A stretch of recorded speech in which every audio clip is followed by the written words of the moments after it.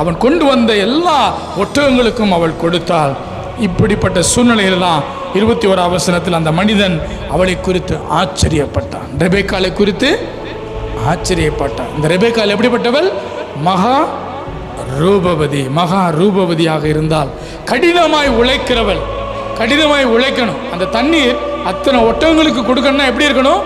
சீக்கிரமாய் ஓடி ஓடி ஓடி போய் அந்த துறவண்டில் தண்ணீரை கொண்டு வந்து இந்த ஒட்டகங்களுக்கெல்லாம் கொடுத்த ஒரு சுறுசுறுப்பான ஒரு பெண்ணாக இருந்தால், ஒரு கன்னிகையாக இருந்தால், சீக்கிரமாய் செயல்பட்டவர்களாக இருந்தால், அப்படிப்பட்ட இந்த பெண் தங்க இடம் கொடுக்கிறவளாக இருந்தால் அந்த மனிதனுக்கு தங்க இடம் கொடுத்தா. பாருங்க 23ஆவது வசனத்தில் அவர் கேட்கிறாரு, நீ யாருடைய மகள் என்று அவனுக்கு கேட்டு, நாங்கள் உன் தகப்பன் வீட்டு ராத்தங்க இடம் உண்டா என்று கேட்கிறான். இவ போய் எங்க அப்பாட்ட கேட்டுட்டு நான் பதில் சொல்றேன்னு சொல்லாம என்ன சொல்றா பாருங்க. 24ஆம் வசனம்,